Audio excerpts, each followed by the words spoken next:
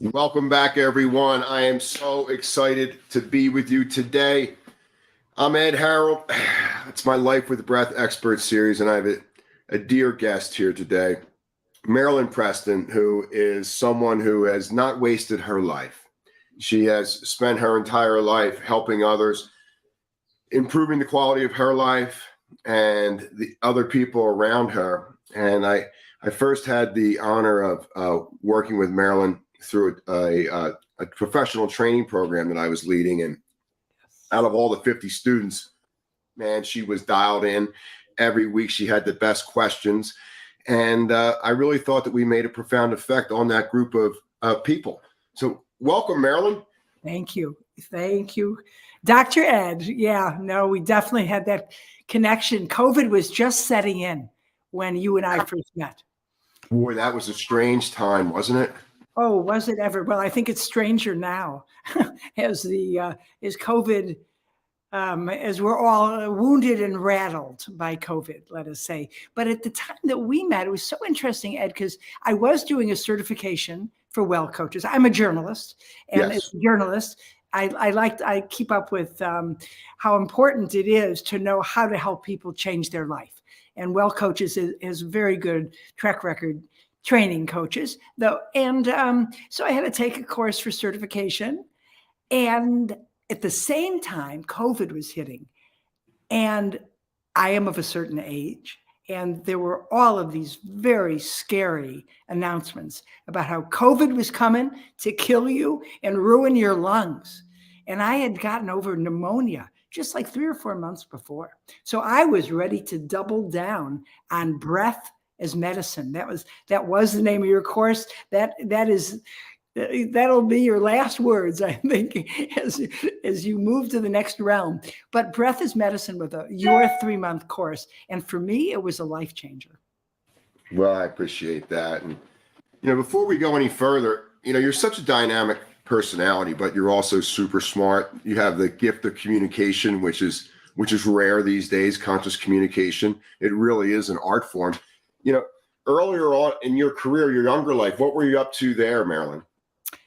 So I was and am a journalist. I like to say I'm a trained journalist from the days when journalists had training. Right. I got my master's at Northwestern, went to work for a newspaper in Chicago that was the Chicago Tribune. At that time, there were actually 4 newspapers in Chicago. 4, and they would have different editions. You'd read the morning paper, then you'd read the afternoon. But anyway, it was a great profession. It is a great profession to be a journalist. And while I was at the paper, I was not writing a medical column. I was not writing about medical issues. They were always interesting to me. I was a critic and a feature writer, and I was getting ready to take a bicycle trip in France with my husband. It was like the early 70s. And I went out to do a little, I said, am I ready? Am I fit enough for a bicycle trip? So I went out and ran a block in a park. And it was a near-death experience. I was so out of shape. I wasn't even 30 yet. And it was horrible. Well, I took the bike trip and it was great. But when I came back, I decided that, maybe there should be a column in newspapers, not just about where doctors tell you about what pill to take or what surgery to have, but what about a column about fitness, prevention, the mind-body connection? And I wasn't equipped to write it, but I was equipped to begin it and work with a doctor. And I did that column, syndicated column in many, many papers for 43 years. Congratulations. Thank you. And that's been the arc of my discovery. In the meantime, I've done other things. I've written plays and I've produced television, but I kept coming back every week to this idea about self-care.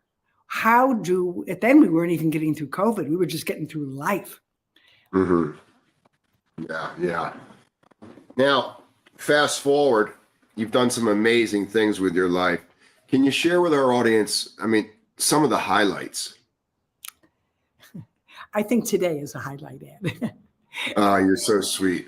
No, seriously though, you've touched a lot of people. You are internationally known. I thank you for that. I don't pay much attention to that. What I do pay attention to, and I believe we share this, is what a wonderful opportunity it is to reach an audience, to help people who want to help themselves. That's so important, to reach people who are ready to change, who are sick and tired of being sick and tired. And they're not served well by our medical system here in the United States, where I know you know this, and people watching may be surprised that not only aren't we number one in terms of the health of our population, we're about number 35. So and since I'll keep coming back to COVID because it's on people's minds, it's one of the reasons we've suffered so much. The highest numbers of deaths and hospitalization is because we started out as a really unhealthy population. And you know that in a sense better than I do because you've been working with people one-on-one, face-to-face for a very long time. And so you see that suffering that has come, and you also see the remedy. So thank you. So I think one of the highlights has been this longevity in serving and helping others, while not devoting myself full-time to it. It was interesting. I got to do other things. I got to do a lot of adventure travel, got to produce some Emmy-winning TV about sports, fitness, adventure. That was a great highlight.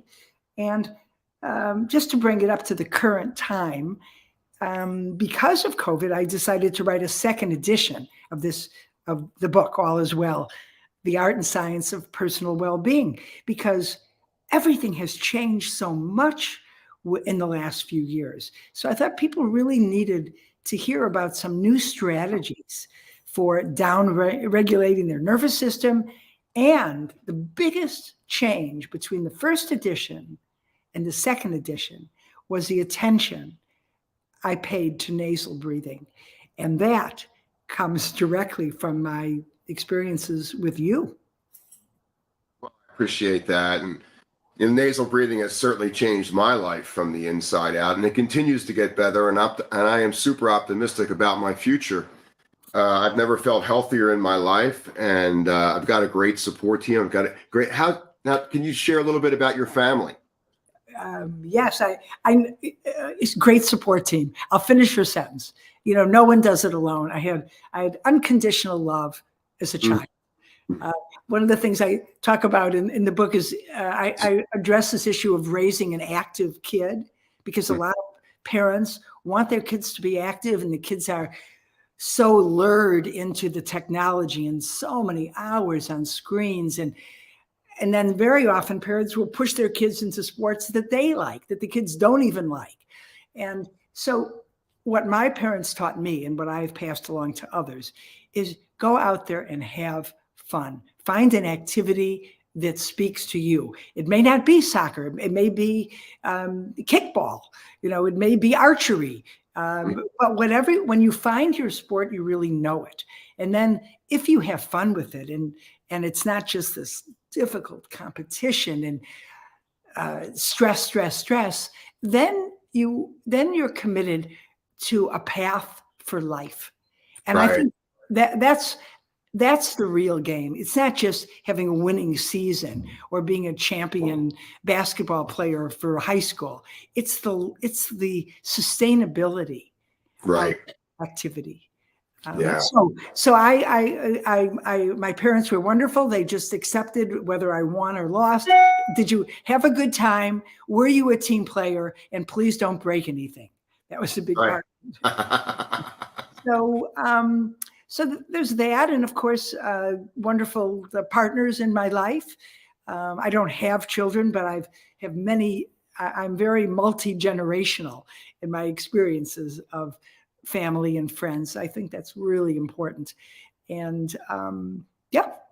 And so this thing about fun, it seems like everybody's almost lost their sense of humor. They can't laugh at themselves anymore. We've kind of disconnected ourselves from the humor that our body can bring us, these emotional, passionate feelings that come out from simply moving this thing. on the planet Earth.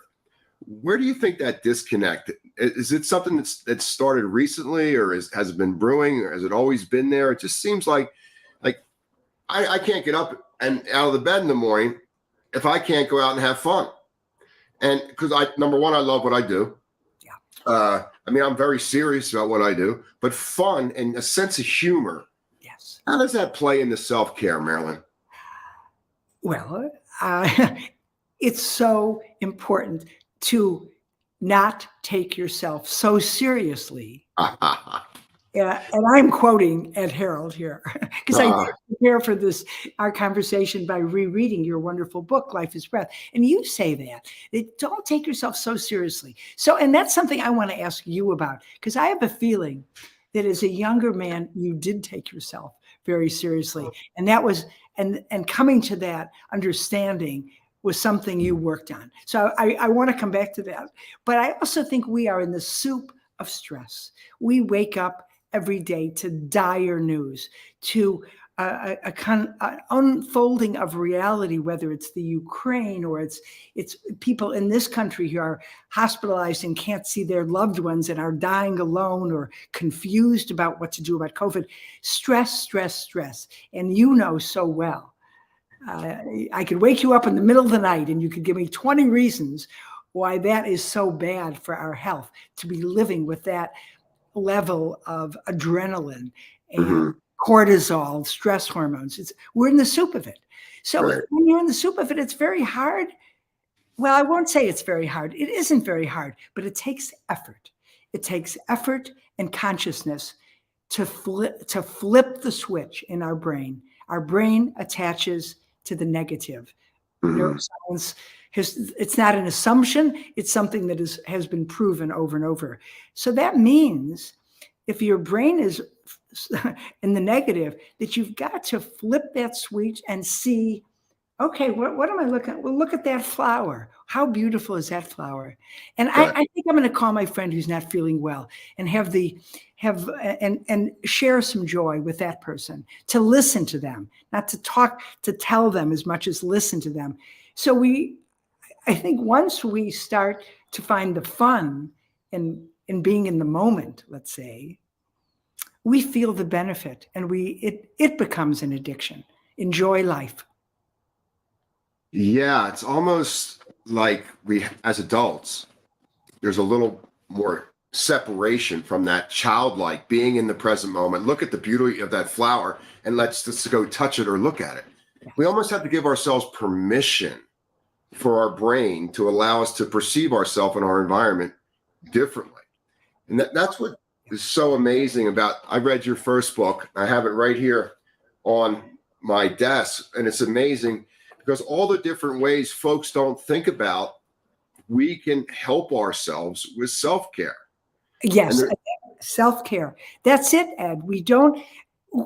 People they're afraid to take time away from the doing and the to-do list and the things that they feel they have to do. And it's reality. I'm not saying that there aren't pressing concerns, but if you don't take time for yourself to do some self-care, some simple breathing, some movement, some laughing, whatever it takes, hugging your puppy, some moments of self-care, then you really can't be there for others, and you will go down this sinkhole of despair, depression, and illness.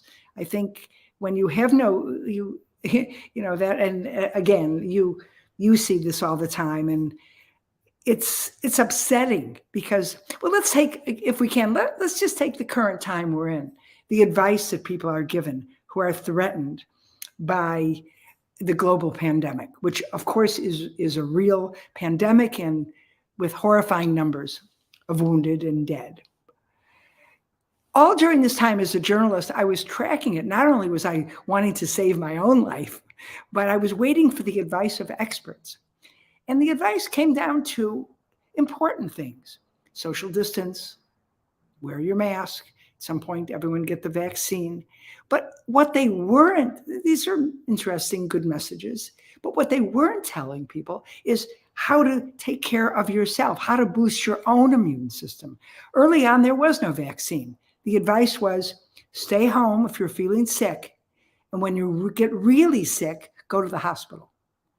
It's not good advice. It's not ideal. What is ideal is, along with all of that, give people some understanding of self-care techniques, nasal breathing among them, that can help them in the moment. Not a month from now, but starting the moment they start doing the practice. Why wasn't, I'm going to turn the tables on you. I'm a journalist. Why didn't that happen, Ed?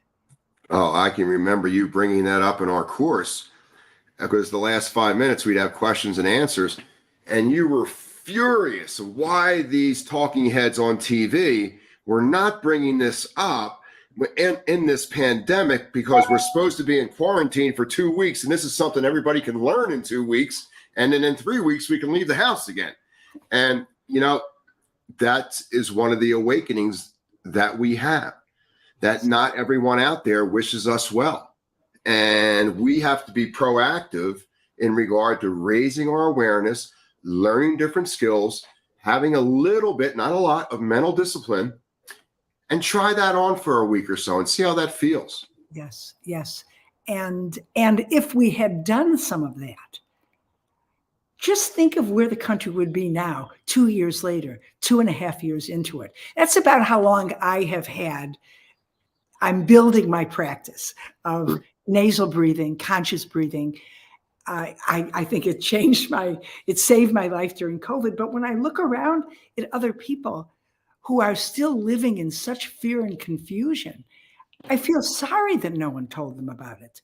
I mean, I kind of did. So I'm going to hold up. Thank you for holding up the first edition. Where is it? The second edition. Yeah. I call it the COVID edition, because people didn't have the tools that they needed.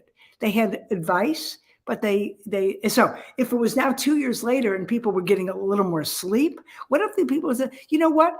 Boost your own immune system during this time of uncertainty. Nasal breathe, get more sleep, eat real food, do some movement. But the opposite, we had loneliness, we had deprivation, we had fear, anxiety. So it was a missed opportunity. But now we start again. We start today. Yeah, it's just going to be a little bit of a longer road than what it could be.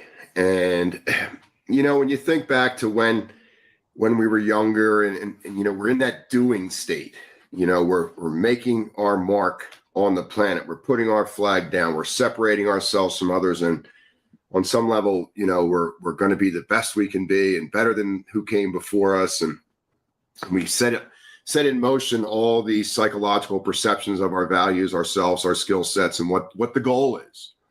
And we go through 30 years of that, and like the great psychologist Carl Jung said, the first 30 years of our life, 35 years, we set up these emotional patterns of doing, and then we spend the rest of our life undoing and these being, habits and being and being. And the last time I checked, we're a human being first, and we're a human doing. And what does that mean? Human being means that the only thing that you're really good at is love. The only thing you will ever really be good at is love. You are surrounded by love. And if you don't see it, look someplace else. We are love-driven beings. This is why we have free will. We can escape nature. And that's supposed to be used to sustain loving thoughts, loving emotions, loving relationships, helping others, extending ourselves, putting a smile out when you feel like you can. All of these little things really help us feel connected to that source energy that we were born with, that's going to be with us the whole way. Yes. And these are transformative thoughts. Everything you've expressed, that we are loving beings, that when we connect to nature, everything gets better. And by the way, the path that you've set out for people was so eye-opening to me. It's funny because in the first day, I mean, I've been reporting on fitness and health and wellness, and I'm a yogi, I'm proud to say. Mm-hmm. Thank God for my practice of yoga, which I doubled down on during COVID, I'm happy to say.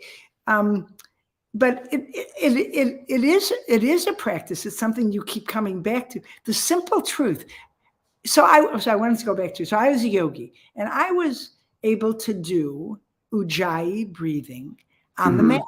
It took a while, it took years to just slow down my breath, to hear that ocean sound and move with my breath.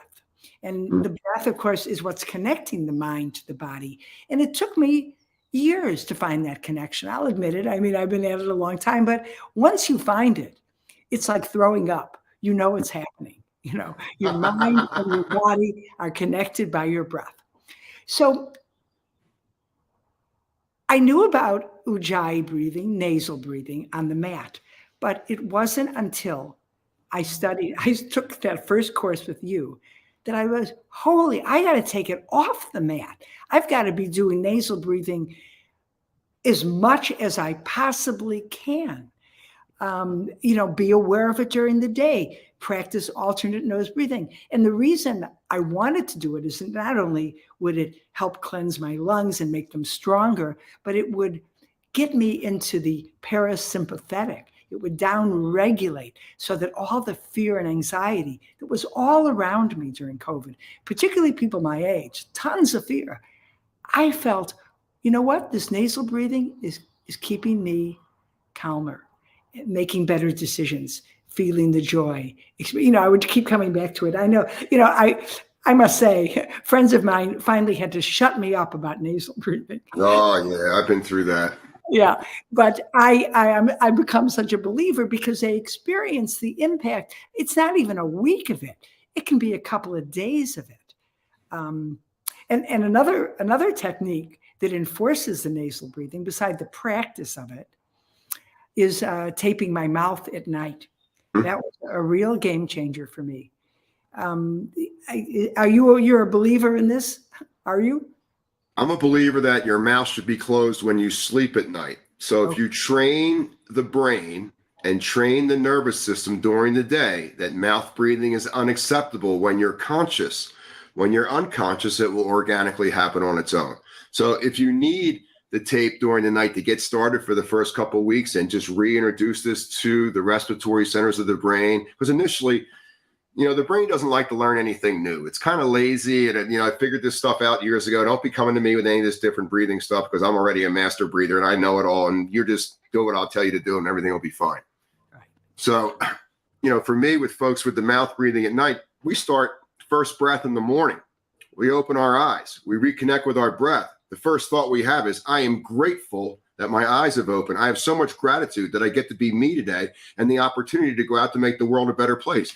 So before I get out of bed, I've already filled every cell in my body with the energy of gratitude. I've reminded myself that I was born a nasal breather and I need to die a nasal breather at the other end of the rope. So as I move into my cleansing activities in the bathroom, I'm already promoting down regulation for all the adrenaline and excitement that's coming up for the opportunity of the choices that we're going to make during the day.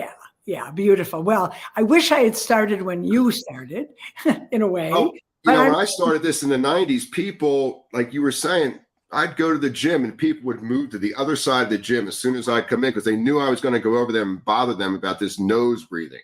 And they didn't want to know anything about it.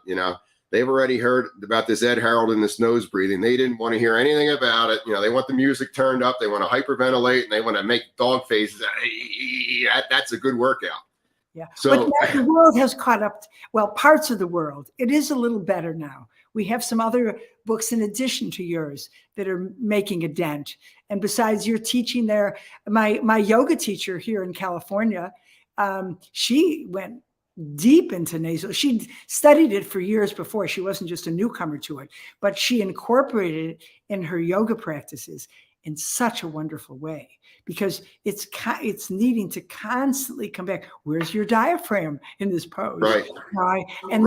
And it's so, but I'm going to go back to mouth taping for a moment because I did come to nasal breathing later. It's never too late to be a better breather, but I did need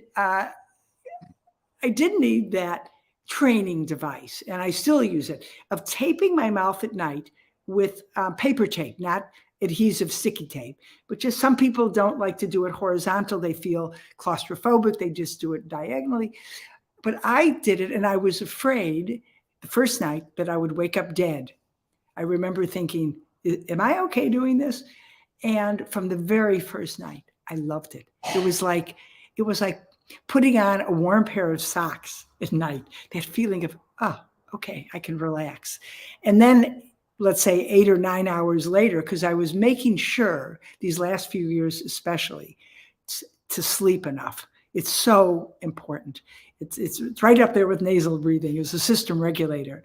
So it's helped me tremendously. And I think it's a way that ordinary people can experience the profound effect, as you've said many times, on every system of the body. There is magic there. And you don't have to do, bench press 100 pounds to discover it. Yeah, yeah. When I think about nasal breathing and I think about as we are aging, I can't think of anything that's better for stalling aging to neurons, synapses, dendrites, axioms in the brain. Yeah. When the air comes in through the mouth, unfiltered, it just goes right into the top sleeve of the lungs, and then it goes up to the brain second. If we can get the air to come up through the sinuses up into that forebrain area, the cranial nerves really relax into helping us prepare to not react to the present moment, just respond to the opportunity. Yes, yes. And it happens, it's like gravity. You don't have to believe in it at the beginning. That Right. night, you're going to produce nitric oxide, whether you like it or not, if you are breathing in and out of your nose. Not true of mouth breathing. I mean, I've done some talks now for the new book, and when I tell people that, okay, mouth breathing, which most of us are doing. I mean, your brain's been rewired. You can go to sleep and know that you're going to be nasal breathing all night. People who are just beginning on the path need some training wheels, and yet it's not just someone telling you it's good for you.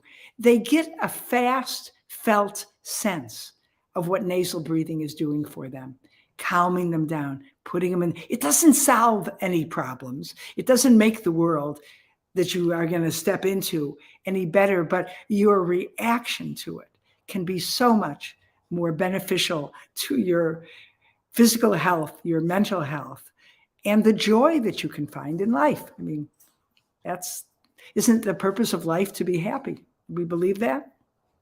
And just simply enjoy the passage of time. You're not going to stop time, whether it's man-made time or earth time, winter, spring, summer, fall. At some point, the ride will come to an end, and you want to use up all your tickets on this amazing amusement park called Earth. Yes. You don't want to get to the end of the ride and get those last 5 breaths, and I say, I shoulda, I coulda, I woulda. You don't want any of that stuff.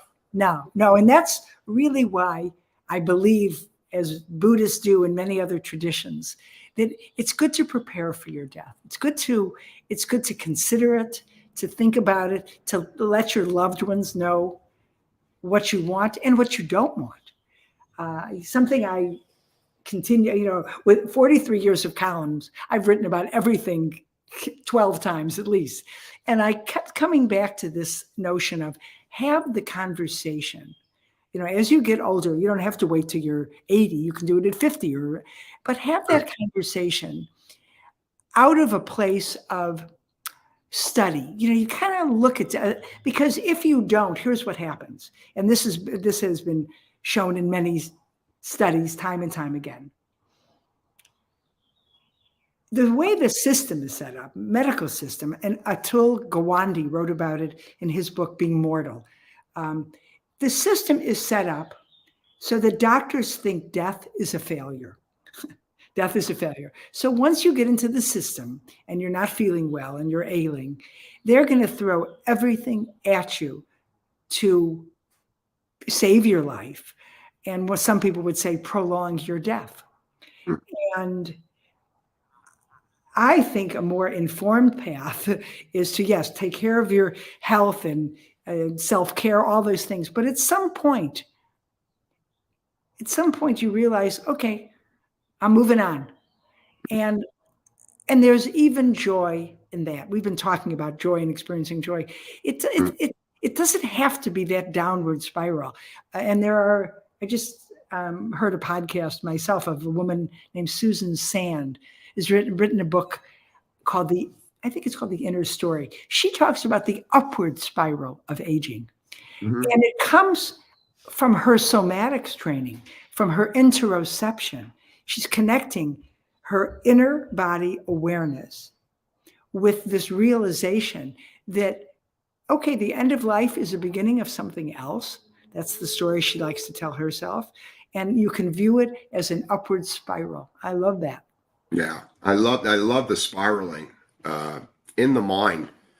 I hate right angles. I hate things that come to an end and you hit the wall and there's all this rejection and whatever other self-sabotaging phrases we tell ourselves about our gifts and our life and our relationships. Yeah. The spiraling has been something that humans have been using for thousands of years to promote transformational awarenesses and trying to find a deeper understanding of what the heck am I doing here?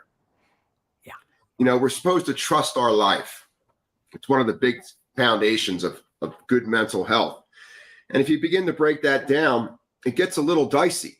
I have no idea how I got here. I have no idea where I'm going, but I'm supposed to trust my choices in this human form.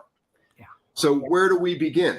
Well, we start with an inhale, and we know that inhale brings life to the moment, and I'm present. When we're grounded and folks say, what does that mean to be grounded? It simply means that you're present. You're in the present moment, and you're conscious of whatever. You're going for a walk, you're on the computer, you're present and you're conscious. That is it. But when you say that is it, I can tell you after writing for newspaper audiences for as long as I have, and you see it on the ground with your clients, customers. Well, if that's it, so why is my doctor telling me this? Or why, I mean, it sounds a little woo-woo. Are you sure? And they just, there's a lot of negative self-talk out there that says, well, it can't be that simple. It can't be that simple. And I don't think I can do it. And by the way, I really can't sit and meditate because I've got so many things to do and I can't quiet my mind and it just doesn't feel right. And it's all this, I can't and I shouldn't and why should I? You write about negative self-talk in your book, and I certainly do. How do you get someone to turn that off? Because it's so destructive. And I'd love to hear your insights on that. There's many theories on it, but first of all, we're not born that way. It is social modeling and stuff that we pick up when we're younger and we feel like we don't have any power. So we look to others to see how I'm supposed to talk, how my body posture should be, how are the cool people doing it? And we begin to create this kind of fraudulent version of ourselves. And then, we go through a lot of time in life and we don't even realize that we're negative. We don't have the awareness of what we're doing is actually against the purpose of our birth, why we are here. And it just becomes this running dialogue that can go on, some folks, their whole life. Some folks get a calling to question, to turn back to that voice in my head, saying, that doesn't feel quite like a good thought. So there's a sense that my thought doesn't feel congruent with what my heart is trying to offer me in my inner world. And there's that pause there. And in that pause, the brain is very simple. It works in little mapping systems that we all create and have been created for us. And then there's a pause in the map. And then the next time that thought comes, you're going down the road and there's a why. And you can follow it, or you might take the exit ramp off into another city of thoughts and maps and navigate that. Yeah. So yeah. And it's so important, Ed, that people don't, neuroscience, one of the great gifts of the last 20 years has been the understanding that the mind attaches to the negative. That's so you're just ruminating about something. You have to make that conscious choice. And Yeah, and snap out of it and redirect. And of course, that's what the breath can do. I mean, this is something we share. And if it's not the breath, it's why people need to practice. And some of it can be starting down the path can be intimidating when people who have never meditated or just sat still are told, 20 minutes a day, twice a day. That's a big assignment if you are not used to it and think, well, why meditate and I can't do it? I remember reading a great from another teacher of mine who said she was very knowledgeable about mind-body connection and changing behavior, but she couldn't get a meditation practice of her own really rooted and started. She kept getting on the wagon and falling off. So she started with 30 seconds on the cushion. She'd wake up and she only sat for 30 seconds. And of course, it didn't take long for her to say, okay, this is silly. I can stay a minute. And the minute turned into 5. And then, of course, your mind wants to feel safe and calm. It will help bring you back to the cushion if you give it a chance. And that's how habits can develop. I know it's something you talk about, it's something I talk about, but getting people to slow down and experience it is the work. I totally agree with you. And you know what? These thoughts that go unfounded or unquestioned, we know the brain hangs on to being scared or fearful or anxiety because the brain actually thinks that on some level we are under attack, and it starts to attack our body, and the body responds to that thought in real time as if we're hunting and we want to get something, or something's hunting us and we need to run away. It's almost like it's 10,000 years ago. And So, when people, and you know what it is? It's 10,000 minutes a day of media. That is the message that is most often coming when we sit down and try and digest the news of the news of the day. And as a journalist, I treasure news and developments, and I'm a believer in free speech and people should be informed. But nowadays, there's been such a radical shift, more than ever, to creating silos I'm not even going to go into the disinformation and information, because some of that has to do with point of view. When I was a journalist, we covered many narratives. That's what you did as a journalist. If you were a columnist or an opinion writer, okay, you could go in with an opinion. But basic journalism said, well, get this narrative, and let the reader, inform the reader so they can make a good decision. And that kind of has stopped happening. And it's a shame. Because we get scared. It goes back, what I want to connect it back to is just what you've said. When we're in that, when we turn it on and we're told, be afraid of this and be afraid of that, and look what's happening, and life is horrible, we pay a penalty in our own body. And of course we can't sleep at night. And of course we wake up in anguish. And it can be reversed. That's the beauty of rewiring the brain. And once you know that the brain can be rewired, which I know we believe in and many people do, it is so hopeful. It makes change so possible. we must be a lifelong learner. We must dedicate ourselves as a species in self-care to practice. When you go to bed at night, reflect in those last few seconds. What did I learn today? Was there one thing that I experienced or I became aware of in a relationship, in an inner conversation that I learned? And the great part about when you learn something new in your brain, it gives yourself permission to forget one old thing that happened 40 years ago that has no relevance on the amazing journey you've had since that old event. Yes. I don't like to think too much. I don't like to stir up my brain too much at night. I'm more into, because I've experienced times of sleeplessness. It's not a chronic condition, and it's kind of over now, and I'm for this moment, and I'm thankful that it is. But I prefer to put myself in a calmer state. I need to.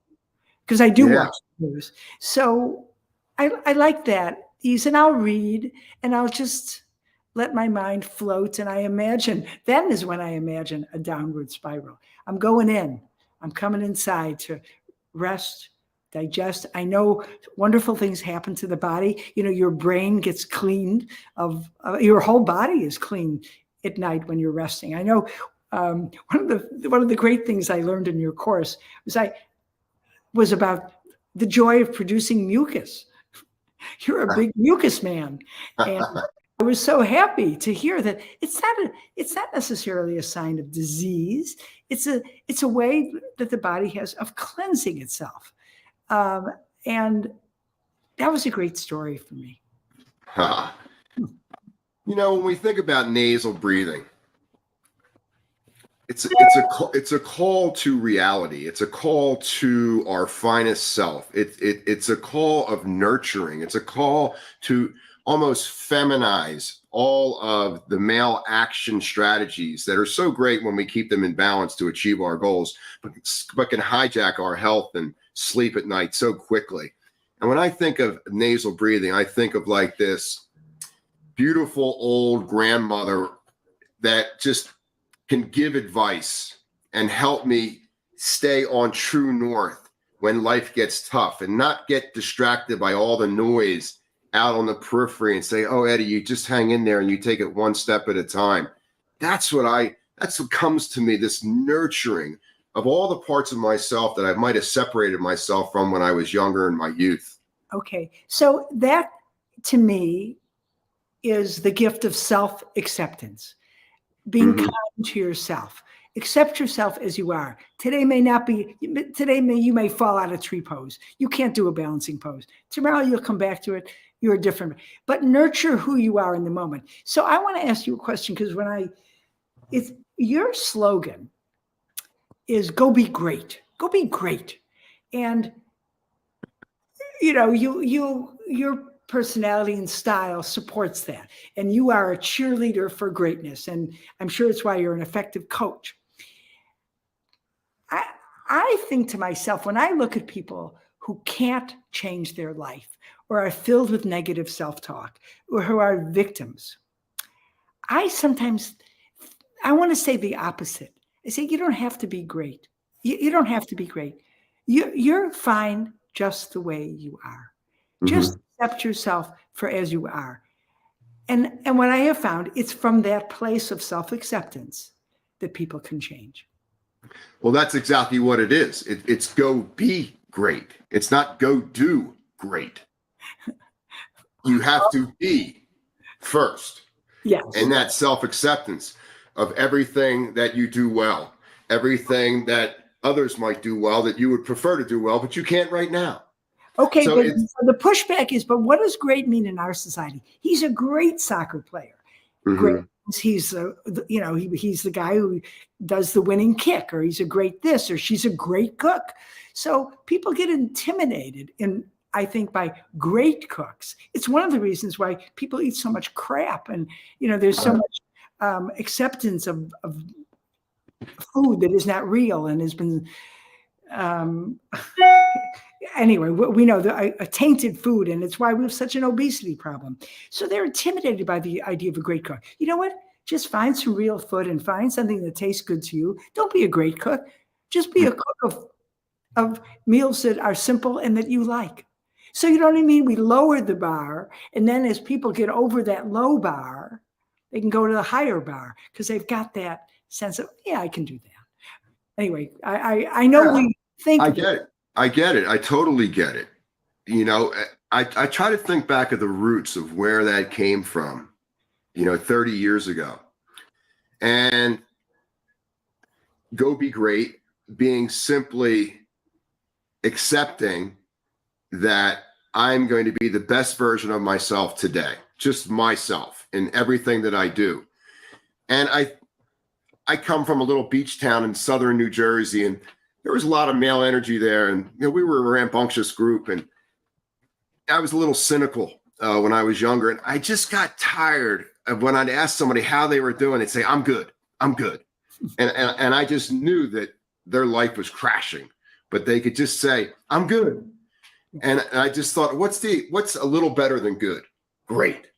So I just kind of moved the bar a little bit because I got so tired of people who I know are going through a rough patch just lie to me and tell me they're good. It's a lie. It's never going to be a truth. Absolutely. Yeah. Yeah. So I would say, I find myself saying something, doing the best I can. Exactly. That I can. Yeah. Doing the best I can. Yeah, that's what the thing is. It's like if we can all individually get our inner narrative together about ourselves and be present with all of the beauty and the non-beauty, all the truth and the non-truth, and know that it's all here potentially to move us forward to that next level. And it takes time. It takes time. And it also, sometimes I'll say to some of the younger members of my family, we'll talk about health and wellness, and particularly during COVID, and I make the case for self-care and saying, look, the government's not going to save you. You have to be responsible to learn certain things that can help save you, and sometimes I'm leading up to a point about victimhood, because I think, so the pushback from my younger mentions, yeah, but some people don't have the resources, and they're from neighborhoods that have food deserts, and they don't access real food, and they don't have the resources for real food, and they're not educated, and most of all, they're not feeling safe. Their streets are not safe. There's no places for the kids to play that are safe. I mean, it's like a litany of they're victims of a bad system. And that gets people nowhere. I mean, then it's a non-starter, as you know.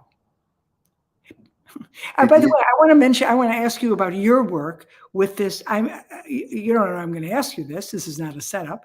With the Goldie Hawn Foundation and that you're doing, because in my life, I also work with younger kids on some of these basic skills we're talking about, because some girls in difficult neighborhoods in Chicago, and I know you're doing this with the foundation in different schools, different places, teaching young people who have been traumatized by the conditions of their life.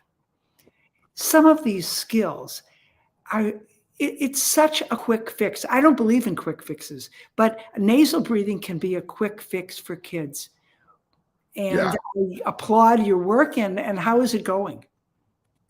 Oh, it's going great. It's a great foundation, and Goldie's great. She cares deeply about the youth and wants to plant some seeds. So maybe there's a little more foundation there for kids to have a more functional youth experience, honoring emotions, hormones, our differences. Just getting a hold of it. I remember when I first met her, I was leading a program for the Aspen Brain Lab, and I'm doing a lecture on the breath and the future of the brain. What are some potential theories that I have in regard to amplifying the human brain for better choices, thought, higher emotions? And I get done the presentation, and Wendy, my awesome wife, comes in and goes, Ed, I've just been on the phone with Goldie Hawn. She saw you on the Aspen Brain Lab. She wants to meet you right away. And I'm like, what are you, crazy? Goldie Hawn wants to meet me. And, one thing led to another, and we did some podcasts together, and we've talked, and I've connected with her team. She has an amazing team of professionals. I mean, high quality people and educators. I heard that Dito, what is his name? Dito Bala is an amazing man. You had him on your podcast. Yeah, he's a genius. He's a genius at working with the youth, and we're just using the whole human experience with children. It's not just top down learning. We're also bringing bottom up learning. And I think this is going to bring. This is the hope of the future, because everything we've talked about is kind of, oh my God, why don't more people do this? And they should. But if we can get to kids younger before they don't have confidence that they can have a healthy, happy life, and if they can be given some of these basic skills in an environment of fun and support and trust, they don't have to be the best meditator. They just have to allow themselves to experience a calm mind. Yes. And I was talking to some my colleagues in Chicago who run Girls in the Game, and working in Englewood Yes. and the girls respond to it, even a little exposure. And yet it's not done nearly enough. It's so frustrating. After your 30 years and my 45 years of tracking this, God, progress is so slow. It's maddening. There's always resistance to more beauty in our life, more self-acceptance, more understanding of where we've been, where we are, and where we want to go. The breath is the master key. It's the secret to all of this. It's simple, it's complex, it's therapeutic, it is performance, it is everything that is missing in our lives, and it is right at our doorstep. But it's only the first inning of this nasal breath. The majority of the world doesn't know anything. Do you want to do a little bit before we go? I do, but I can't. If we have 1 second, it's beginning. You're seeing, but I mean, it's taken so long. But then look, I confess, 43 years writing a column, and I only kind of discovered the power of nasal breathing lately, within the last 2-3 years. Why is it so slow? If it's so, if the brain wants to be reassured that the tiger is not there, that it's calm and safe, and from there, good chemicals wash through your body, and your organs can relax, and fluids can sweep through and regulate you at an energetic level, because that's what we're talking about. If that is true, and we believe it is, then why do we run from it? Why does it take so long? It just seems, I don't know. Our primary hormone secretion is adrenaline as a species.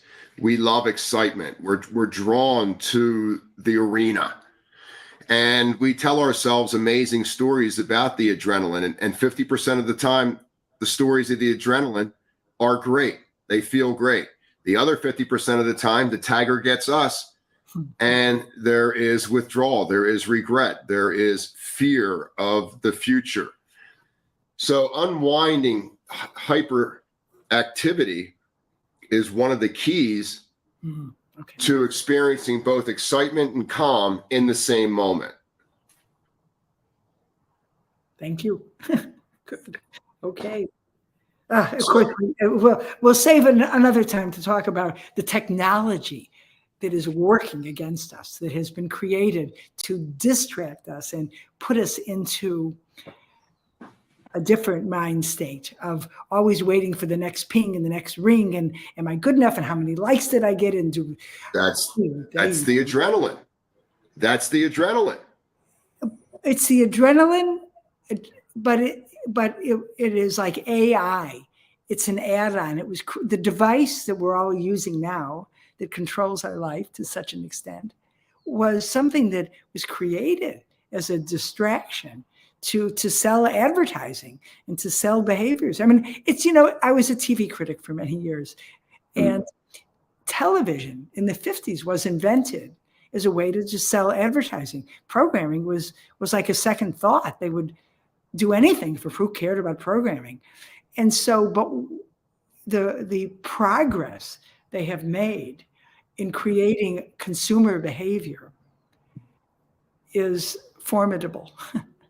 And it's we think we're not evolving, we're devolving. And this is why nasal breathing is becoming popular, because on the other end of the spectrum, at the other end of the pole, is all these distractions. Yes. And somewhere all of this is creating balance for growth. This thing will never, ever love me back, ever. And the more I remind myself of this is the device to help me communicate and get from point A to point B. There's no emotional attachment to it, and that's it. We have to create healthy boundaries. And what creates healthy boundaries? Well, your inhale creates boundaries. Your exhale creates boundaries in regard to how you're going to interact in your interpersonal dialogue and how you're going to respond to the life outside of you.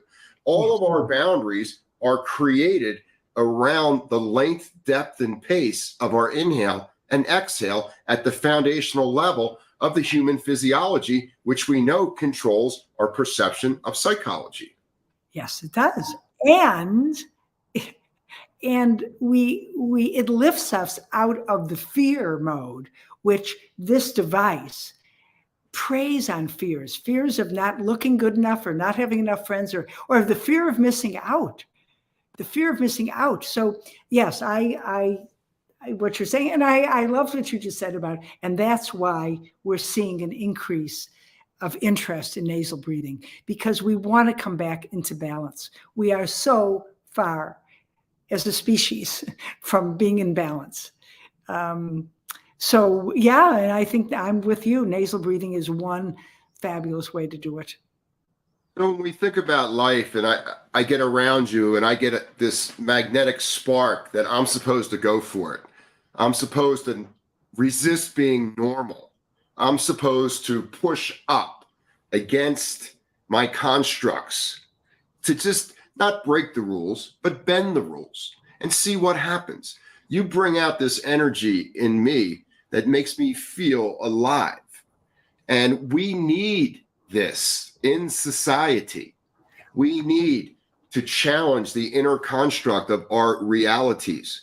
We need to be around people that lift my chest up. My shoulder blades are backing down. I'm excited for the next second, but in a calm way. That's you. Well, it's a connection. We have a good connection based on common thoughts and a fearlessness. Anyway, it's all good, and I'm grateful to you. I know it sounds ridiculous in a certain way because you're having me as a guest on your esteemed podcast, and I'm not a great teacher. Like you've had so many wonderful teachers on, and you've let me come on as a journalist, just to help your viewers and readers know. Inform yourself, find out what else is out there, because you need to take care of yourself. That's funny because I look at you as a teacher. You're an amazing teacher. You just teach. Your classroom is bigger than just some desks in a room. You've been pushing and teaching folks other ways to try on a more happy, healthy, therapeutic life for your whole life. Maybe it's like you talked before about a calling. If we tell ourselves a story, if we answer the question, okay, so what is my purpose in life? I'm happy to say it's to help people. I want to be happy myself. I have no problem. I shouldn't say I have no problem. Is that I feel to do self-care in a way that has kept me, thank God, as healthy as I am in this moment. Tomorrow, something else could happen. I know that. And I've lost people who lived a healthy lifestyle and boom, pancreatic cancer. Okay, so these things can happen. But I'm very grateful that I found my way to a practice and that I can share it with others in a way that is lighthearted. And you said before, it's serious, but you can't approach it in a serious way because people shut down. They don't want people don't change because other people tell them to. They change when they are ready. And maybe, I hope that some of my writing helps people realize that, well, I think I am ready. I think I'm ready to do a few things. And then in my mind, then they go to teachers. Once they're, if I can help wake them up or make them see something different point of view, then when what I do in the book a lot, including you, I point to great teachers that I've had, that I've known about, and go seek out. So that's why I don't identify as a teacher, though I play one on podcasts. It's amazing just how fast life goes by. And where does our attention go when we slip into these negative states, these untherapeutic, these unloving states of ourselves? And this ride is going to go by so fast. And we have this amazing ability to pull ourselves back and rewire the brain and say, we would prefer not to go down that path anymore, because I know every time I go down there mentally, I get the snot kicked out of me. So, we are self-correcting as a species if we can allow it to happen mentally, physically, spiritually. We are here to experience ourselves completely through ourselves and through the reflection of others. And, it's time for all of us to cut all of the things that separate ourselves from ourselves and others and just say, what the heck, I'm just going to bond and grow. Yeah. You want to breathe for a couple minutes? Yes, I certainly do. I do. You want to lead it, or you want me to lead? No, please not. Part of Ed's course, I'm going to say to you, Ed, is the final session. You've got to actually record yourself teaching a breathing practice. That was a high stress situation, I must say. I'm not someone who likes to, I've been on camera for many years, like in Chicago and different things, but I don't like the loss of privacy. I'm a reluctant participant in various things, but it's also fun. But doing that final for you, so I don't have to do it again. I can just breathe along with the master. Yeah. Breathing is a very intimate thing. And it's not to be taken lightly. The breath is conscious all on its own. So whether you're aware of it or not, it knows as it comes into your body where you're too hot and holding, tense, armoring. It knows where you're too cool, tender, soft.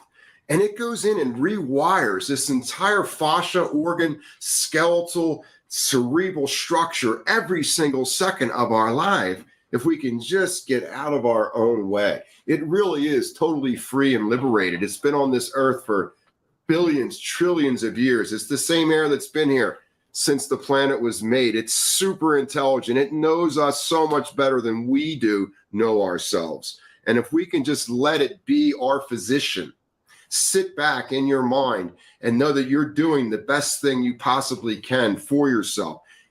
Oxygen is the number one molecule on the earth. And what's after that? Water. And breathing and oxygen and water all go together. So it's this detoxifying thing. It's this therapeutic thing. It is this loving thing. It can be whatever you want it to be. So set the bar high. You ready? I am. By the way, you don't work at a standing desk? Do you work at a sit-down desk? I am seated right now. Okay, and do you work at a standing desk? Because while we're passing on good tips to people, I think a standing desk was a great discovery for self-care for people who are working at the computer. Yeah, my beautiful wife, Wendy, swears by hers. She loves it. Okay. And I'll have to tell her every once in a while, hey, get a seat for 15 minutes. You've been standing all day. You have to build up to it, but it works the way breathing works. It's the way your body wants that clear passage up and down. And there comes a time when you do have to sit down, but I'm just saying it would be amazing, even more. You'd be even more amazing, Mr. Harold. Dr. Yeah, I think standing is more normal than seated. Okay, and so I'm ready to breathe. So, right, ladies and gentlemen, wherever you are on the planet, if it's safe for you, let your eyes close. Release and relax your low jaw. And just start with some delicious slow motion shoulder rolls, just up, back, and down. And just nurture the top of your lungs, the top of your heart, the trunk of the neck, and begin to make more space for air in the top of the chest cage. Now you're linking breath with movement. You're initiating movement on the inhale. You're completing movement on your beautiful exhale. And the next time those shoulder blades fall back and down on the exhale, just let them rest there. Get some space between the shoulders and the ears and notice how that feels at the bottom of the brain. So it calms that old mammalian brain. Become aware of your nostrils. Begin to inhale as slowly as you can, stabilizing the mental activity. And then on the exhale, you're just drawing your navel slowly back to your spine to completion. You want to deflate those lungs fully and get that parasympathetic response. Notice the recoil. After a good exhale, the body inhales on its own. You have to physically stay with the exhale. And as you begin to slow your breath down, use your mind's ear and eye and eavesdrop on the conversation that's available to you in your abdomen. So if I was an emotion, how would I be emoting right now? And begin to sense how much your abdomen loves you. Begin to attach yourself to positive and passionate emotions and breathe slowly. If you know the ocean sounding breath from the yoga tradition, allow that soft, nurturing, neutral tone to form in your throat. And begin to send positive emotions from the belly down through the pelvis, through the legs, to the soles of your feet, and then finally down into the core of the planet.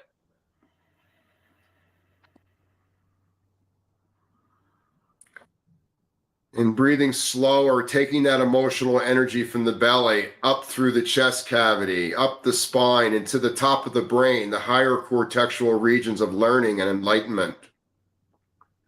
And just know that all is well.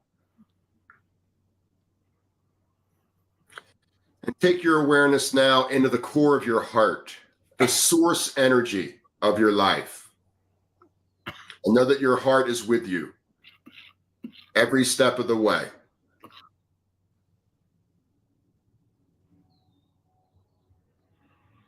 And witness and observe your source energy of your heart. And as you witness that source energy, send it out into all of your relationships.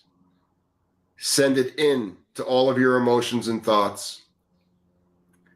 And know that you are extremely valuable as a human being on earth at this time.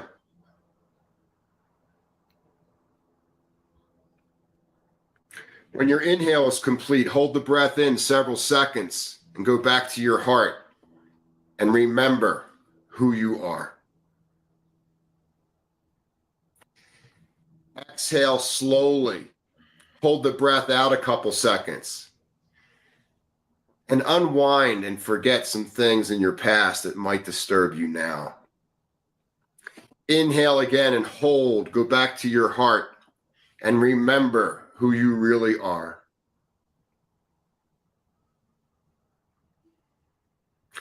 Exhale, hold out, and forget who you're not.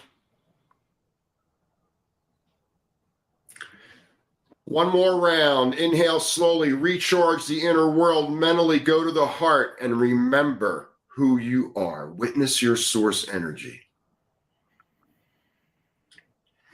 Exhale, hold out, take the trash out.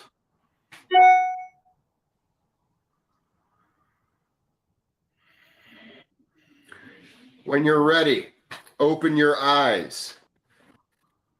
And remember, Marilynn Preston has an amazing book out, All Is Well, that will help you have a more rounded self-care routine. There it is. The second edition. Ed's is the first edition. I'll send you the second edition. Thank you so much for joining us today. You're a beautiful light. I love you. And it was a great conversation. Thank you. Thank you. Thank you all. Talk to you later, everyone. And until we meet again, go be great.